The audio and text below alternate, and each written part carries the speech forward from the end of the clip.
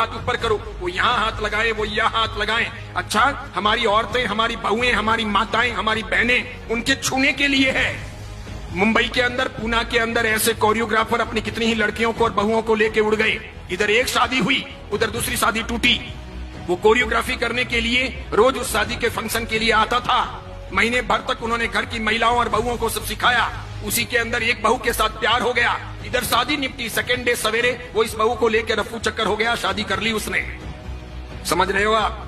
ये चीजें होगी। साड़ियां भी खुद पहननी सीखनी चाहिए। कोई फैशन डिजाइनर हमें साड़ी पहनाने आए और वो मर्द हो, अच्छा, वो यहां तक हमें छुए और उसके साथ में हमारे घर का भाई हस्तमिलाप करेगा। साला दिमाग खराब हुआ है क्या? क्या जरूरत है ऐसी? दादियों से पूछो, उनको किसी ने छुआ था क्या? मम्मियों से पूछो, किसी को छुआ था क्या? छूने दिया था क्या? अच्छी बहनों को कोल्हापुरी पहन के रखना चाहिए, तुरंत बाहर निकलना चाहिए, एक लगानी चाहिए, कम से कम 2 दांत तो बाहर आ जाने चाहिए। नहीं आते हो तो मुझे को, मैं सिखाऊंगा आपको कैसे दांत बाहर निकालने चाहिए।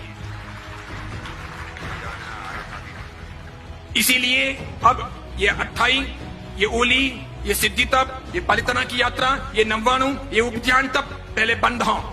वो करें जिनको ये सब ना करना हो, जिनको डांडिया खेलना हो, जिनको कोरियोग्राफर को यहां सब हाथ लगवाने हो, इस प्रकार के नाच करने हो।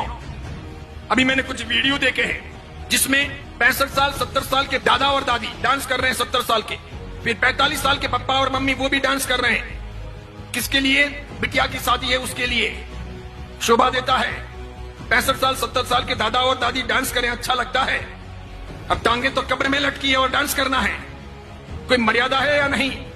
अच्छा, डांस नहीं करने से शादी अच्छी नहीं होगी क्या? एक वीडियो नहीं बनेगा तो काम नहीं चलेगा क्या?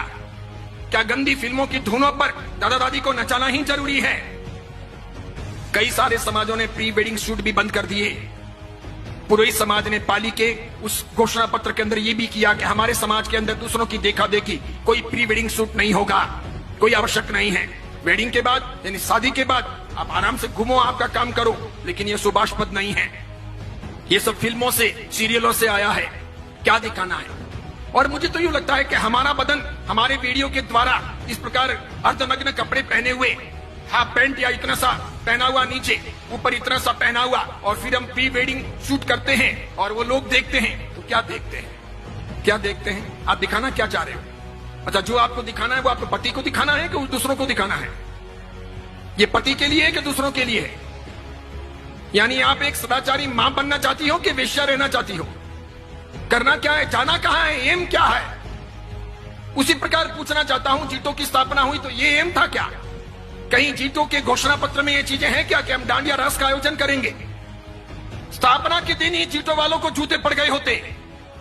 आज मेरी बात सत्य सिद्ध हो गई कि नए पद्मसागर जी महाराज ने बंदरों के हाथों में नारियल दे दिया, बिल्कुल दे दिया। जीटो में कई लोग ऐसे भी हैं जो सदाचारी हैं, समझदार हैं, आचार संपन्न हैं, मुझे मिलते भी हैं, अन्य महाराज साहब को मिलते हैं। कई माताएं भी ऐसी हैं जिन्होंने अपनी व्यक्तिगत जिंदगी में ऐसा कुछ किया नहीं है, वे चाहते भी नहीं है, लेकिन अपने यहां पर ये समूह जो है मिलकर के माता फोड़ना, मेजोरिटी डेमोक्रेसी, मुझे ऐसा लगता है कि जैन समाज के कुएं में किसी ने भांग डाल दी है, सबको वही पानी सप्लाई हो रहा है, इसीलिए सामूहिक पागलपन सवार है। इस बीच में ऐसा कोई आदमी बोले तो उसकी बहुत कीमत नहीं, उसको लोग खारा समझते हैं, उसके प्रति लोग दुर्भाव रखते हैं, उसे पसंद नहीं करते। क्योंकि मुझे तो ये सब फर्क नहीं पड़ता, मैं किसी की रोटियों का मोहताज नहीं हूं, और मैं तो कफन पहन के निकला हुआ हूं पहले से ही, और मेरे कोई आगे रोने वाला नहीं, पीछे कोई धोने वाला नहीं, मैं इसकी फिक्र करता नहीं। मुझे कोई बहन बेटी की शादी करवानी नहीं है, मेरा कोई उपास्य नहीं, मेरा कोई मंदिर नहीं, मेरा कोई घर नहीं, मेरे कोई स्थान है नहीं, मैं कल कहां रहूंगा ये मुझे पता नहीं है, इसलिए मैं कोई परवाह करता नहीं कि मुझे किसी प्रकार की गुलामी करनी है, बिल्कुल नहीं, नेवर।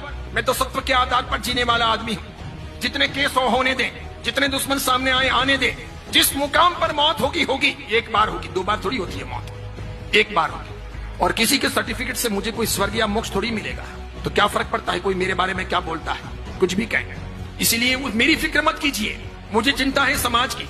भगवान महावीर का समाज चिंता रहा, वो पवित्र रहा, अच्छा रहा, तो साधु साध्वियों का और हमारे सब कामों का कोई व्रत रहेगा। अगर भगवान महावीर का समाज ही कमजोर पड़ गया तो मेरे एक के मजबूत होने से क्या होगा? मेरे एक के जिंदा रहने या लंबी उम्र पा लेने से भी क्या होगा? मैं व्यक्तिगत सफलताओं को समाज के सामने, धर्म के सामने महत्वपूर्ण नहीं मानता। मेरी व्यक्तिगत सफलताएं कितनी भी हों, अगर वो व्यक्तिगत सफलताएं मेरे समाज के लिए, मेरे धर्म के लिए उपयोग में नहीं आती है तो मेरा जीना हराम है। फुकट की रोटियां खा करके कोई मतलब नहीं है।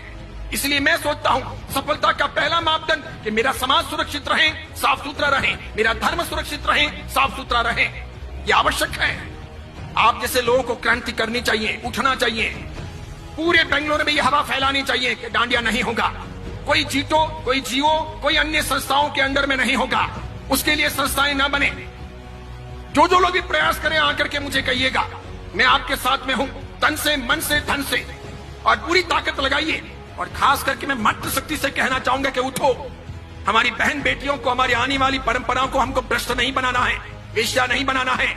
जवानी के दिन तो चले जाएंगे, उनको लोगों के सामने नहीं थिरकाना है। वो गंदे गंदे फिल्मों के गीत क्या सिखाने हैं, क्या जरूरत है, और क्या क्या होगा, और वापस रात्रि भोजन होगा। इसलिए जीतों की भलाई इसी में है कि वो समझें, वो मर्यादा में रहें, वो ऐसे काम ना करें। वो IAS IPS के लिए काम कर रहा है, वो बहुत अच्छा है, वो कीजिए। एजुकेशन के लिए, साधर्मिक भक्ति के लिए, मेडिसिन के लिए, या फिर साधु साध्वी के वैयावच यानी श्रवण आरोग्यम के लिए जो काम कर रहा है वो अच्छा है, बहुत बढ़िया है। इसके लिए वे अभिनंदन के पात्र हैं। लेकिन ये जो काम किया जा रहा है, इसमें जो लोग भी लगे हुए हैं, बस इसी में शान है कि चुपचाप पीछे हट जाएं, ना करें। इसका अंजाम अच्छा नहीं होगा। फिर ऐसा ना हो कि हमको दूसरे कोई तरीके अपनाने पड़े बंद करवाने के लिए। ऐसी चीजें मान्य नहीं होनी चाहिए।